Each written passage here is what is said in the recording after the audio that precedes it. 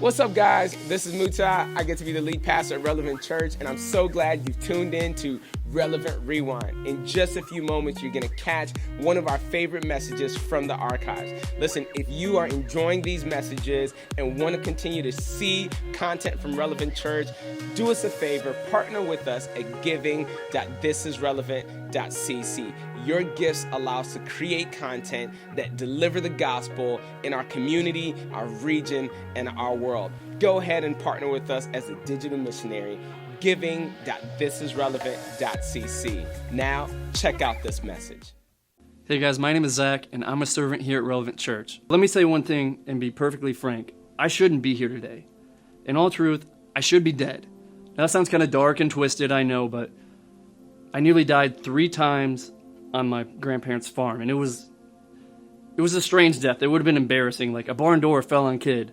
Kid nearly blew up on a motorcycle with his uncle. Now, they'd be kind of silly, but the other 7 times I nearly died were kind of my fault. They were when I was drinking, and some are really silly, some are really scary. It just kind of falls in that area where, you know, I was just drinking to excess, and I started drinking at 21, so it didn't really make sense that I would lose control. I thought, oh, I'm so safe, I'm just socially drinking. I started at a legal age. Like, why 1 year later am I having all these consequences? You know, why am I losing relationships, losing money, losing opportunities at work, losing opportunities in college? You know, why am I losing, about 1.5 years after drinking, why am I losing my license? Alcohol had become my small g god. It had taken over my life. You know, but when I think about it, everyone is addicted to something that kills them spiritually. You know, everyone is addicted to that one thing. Some people say, oh, I'm addicted to Netflix binging. I'm not talking about that. What I'm talking about here is things like negative self-image. I'm addicted to this negative self-image that brings on depression. I'm addicted to the spiritual pain. I'm addicted to alcohol, drugs. Some people say that. Some people also say I'm addicted to this negative relationship. Some people won't even admit that they're addicted to these things, but they are. When I think of alcohol, for myself personally, it was a spiritual attack, a true 100% spiritual attack. And after about 1.5 years, I came to that point where I lost all control. I lost every ability to go, no, I'll just leave it. I'll just let it be alone. Alcohol took over my life, and they don't call it spirits for no reason. It's intentional, I believe. But the story about me nearly dying, it's not so happy. You know, it turns out in 2011, I was going to Bloomington. It was an awesome opportunity. I was so jazzed. I was so happy to be there in that town, in that cool college atmosphere. It was exciting. But that's when my drinking really, really kicked up. And it turned into every week thing. And then there was 6 days in a row where I would say, Zack, you're not going to drink today. Today you're not going to do it. Today you're going to self-will, be strong, pull your bootstraps up, be a big boy, and you're not going to drink. And every day I lost that battle. I would drink and drink. Oh, you want to come out to this area? I would drink. Oh, do I feel strange? I want to drink at home? Okay. You know, it was a terrible mess for those 6 days, and I kept losing and losing, and I felt so defeated, and I became depressed. By the 7th day, I thought, I can't do this. I can't do 7 days. This isn't going to happen. This will not happen, I told myself. So I safeguarded myself every way I could. I thought, okay, I got to hide all the alcohol. I got to tell people I'm not going to drink. And I went to a friend's house, whom I didn't tell that, to watch a movie with some other people, you know, and I ended up drinking. I ended up drinking to excess. I ended up drinking to oblivion. And I just remember I was standing on the balcony, and he lives 4 stories up. So I was standing 4 stories up on this balcony, and I'm just thinking, why can't I do this? Why do I keep losing? Why am I the loser? I thought I had all this potential, but now I'm an all-time loser. I can't stop drinking for a week straight. And I thought, Zack, maybe you should just jump. That little whisper came into my head. Why don't you just jump? And at this point, I'm very intoxicated. and I black out. I don't know if you've ever experienced a blackout. It's terrifying. You either come out of it or you wake up and you don't know what happened. And I had about 2 hours, give or take, that were gone. And it was a terrible experience because I remember I came to walking the streets of Bloomington, totally away from my apartment. And I hit my knees and I just started crying. But I didn't know how to change. I didn't know what was killing me. The scales were over my eyes. I couldn't see. So let's talk about Mark 5. This is when Jesus meets a demoniac man. He's possessed by demons. And starting at verse 3, we read, "The man lived among the tombs, and no one could bind him anymore, not even with a chain, for he had often been bound with shackles and chains. But he wrenched the chains apart, and he broke the shackles in pieces. No one had the strength to subdue him." So let's go to teaching point 1. We can't win spiritual battles with worldly weapons. Worldly weapons cannot defeat the spirits that attack you. The townspeople, they probably gave this man the top 5 key points to live a sane life, to get over your problems. They probably gave him the old school therapy, whatever that was 2,000 years ago. They tried to chain him up. They tried to stop him from just leaving a room and going out and being this madman possessed by demons, but they couldn't. He broke the chains. They had no chance of helping him with their worldly weapons. I can identify with that because no romantic relationship, no advice, no hot tips or tricks to stay sober, no counseling worked to get me to that point where I went, okay, you know what? I don't need to drink. Or, okay, you know what? I can drink like a normal person. It didn't work. No tip or trick did. Scripture goes on to say, night and day, among the tombs and on the mountains, he was always crying out and cutting himself with stones. And when he saw Jesus from afar, he ran and fell down to him. And crying with a loud voice, he said, "What have you to do with me, Jesus, Son of the Most High God? I adjure you by God, do not torment me." So the spirits didn't want to meet Jesus. They were terrified to meet Jesus. They knew who Jesus was. They knew the power he held. They didn't want to lose control of this man because they had freedom in this man. They wanted to keep their power, but they knew it wasn't enough to go up against Jesus. So getting close to Jesus was dangerous for these spirits.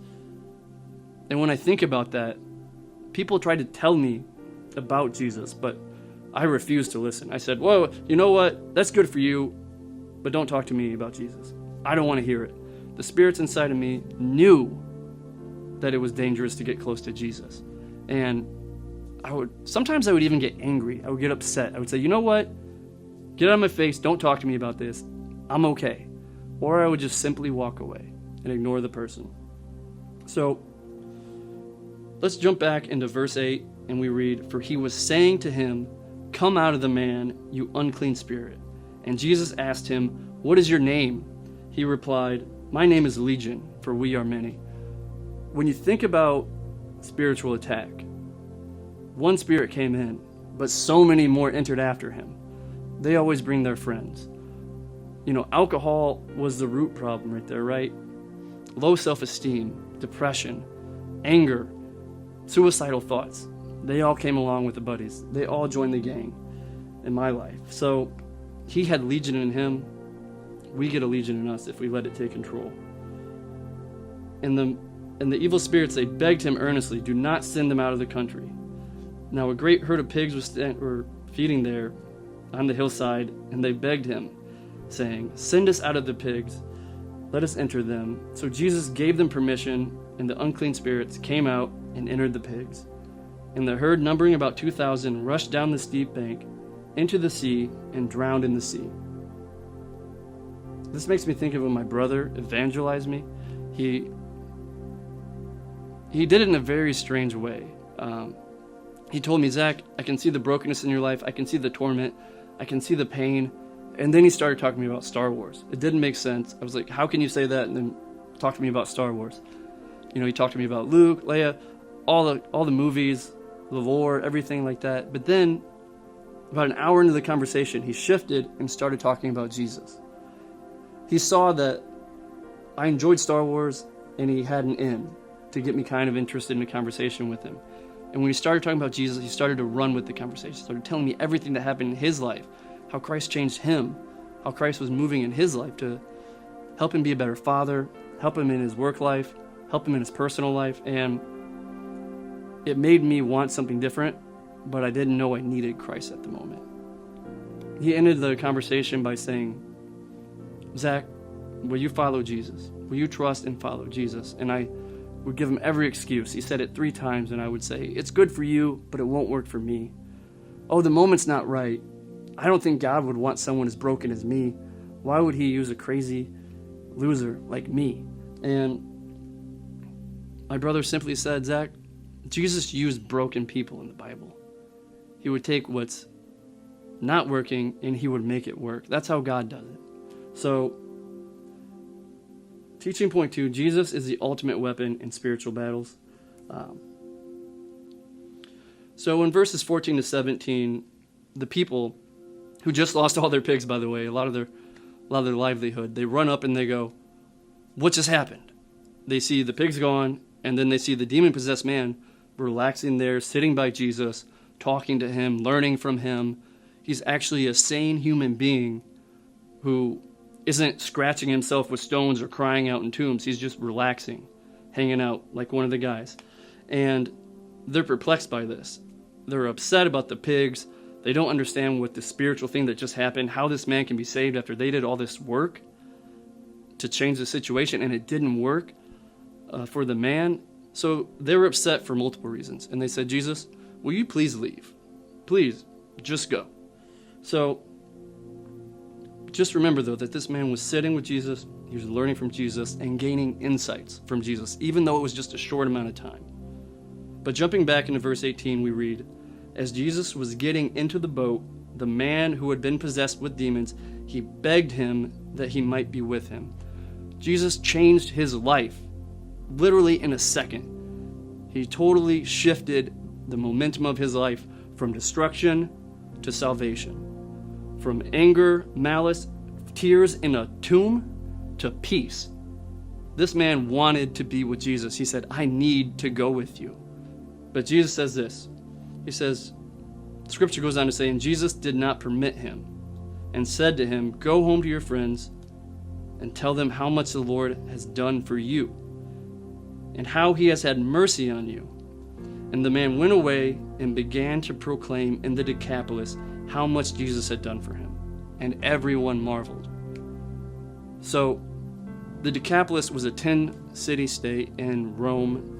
It was this huge area, had some metropolitan areas. He went there right after he met Jesus. He told his story, Jesus expels the evil spirits from this man, teaches him, and sends him to proclaim the miracle he has done. The man was so grateful that he said, you know what? I'm going to go. I'm just going to go out to the city and teach everything that you taught me and tell everyone about the experience that I had with you. So he went out and he spread the word of Jesus. And the most amazing thing is when everyone heard it, they probably knew who he was because he was a notorious demoniac man who cried in the tombs, who no one could chain. He was a legend probably in this area. And Jesus miraculously healed him. So everyone marveled at this. Teaching point 3, we spread the good word, but Jesus does the good work. Let me say that again. We spread the good word, but Jesus does the good work. We don't change people's hearts. We just tell them about the good news that will change their hearts. So, when my brother was evangelizing to me, when I think about it, when he was telling me about Jesus, he's really, really inspired to do that. He has a lot of enthusiasm when he does that. He loves telling his testimony, what Jesus did for him, and he loves bringing people to Christ. But he doesn't have the same passion for teaching. He said, Zack, go read the Bible. And I went, oh, okay. So I went and read the Bible, and it left me with more unanswered questions than I had answers. I was like, I don't know what this means. I don't know what that means. What is Jesus doing here? What is the whole Old Testament about? I don't know what I'm getting into.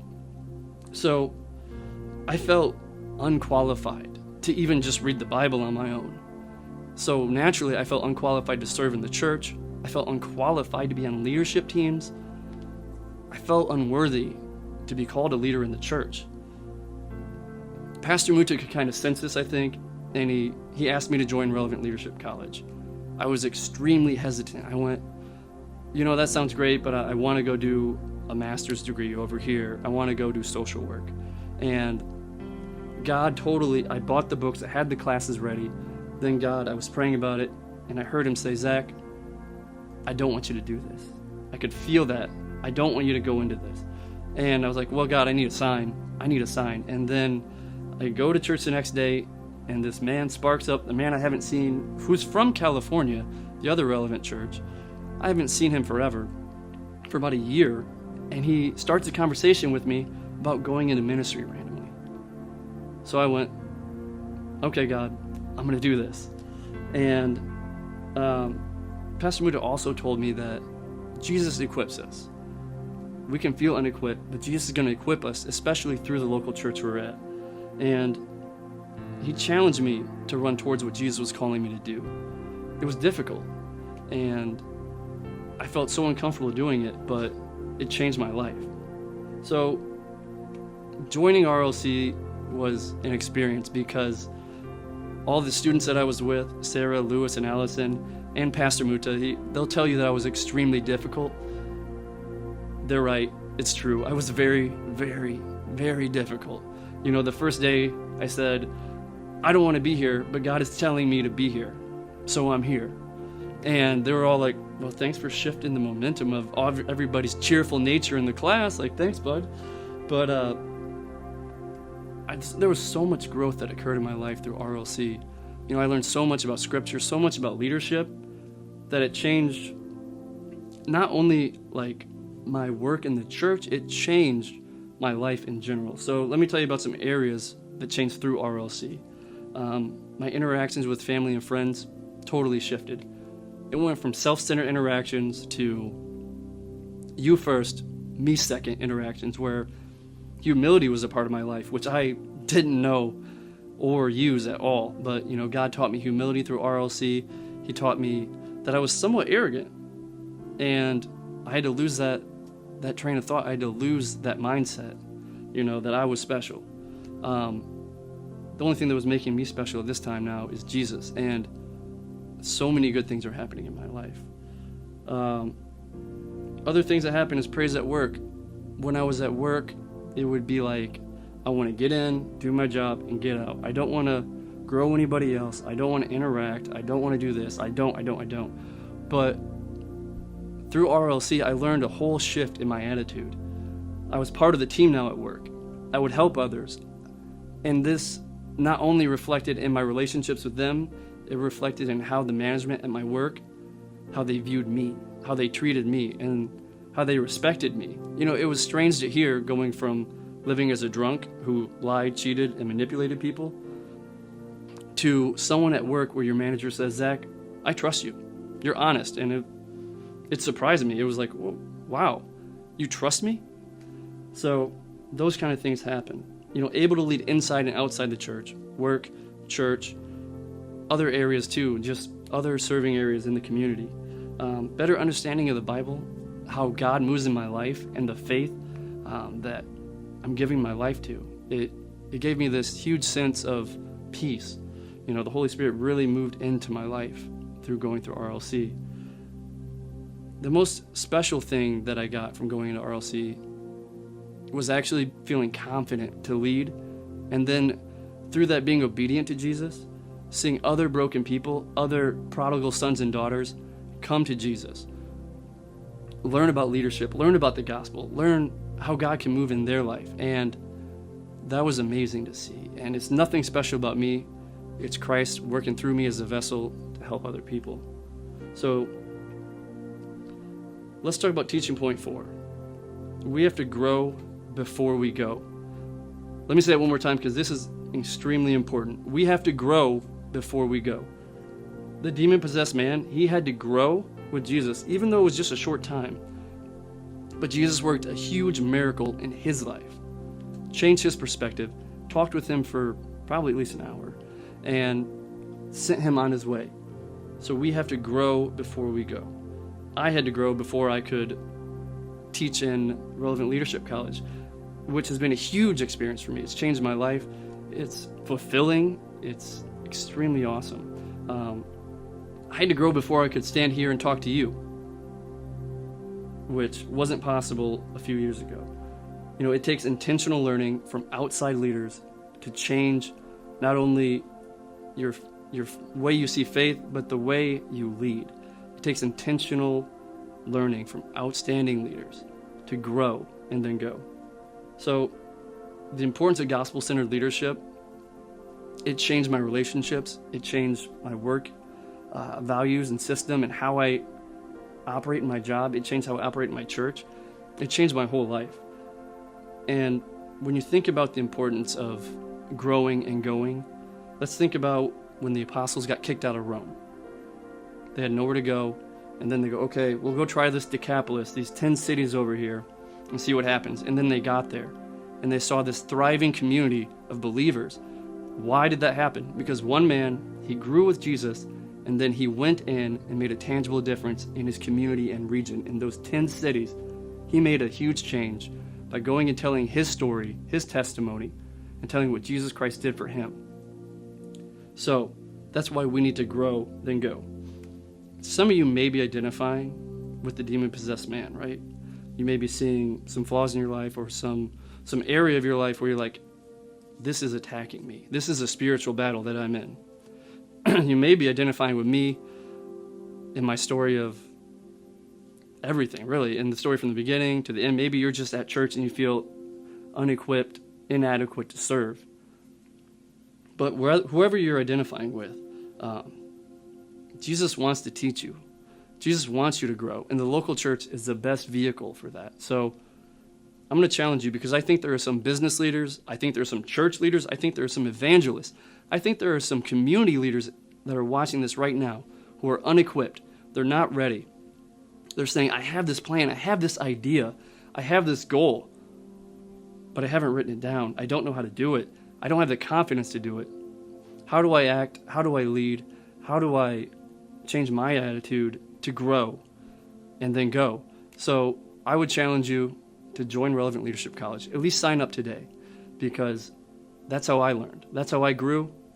That's how I was able to go into the community, make a difference, be a part of a church, be a leader at my work, be a leader with my family.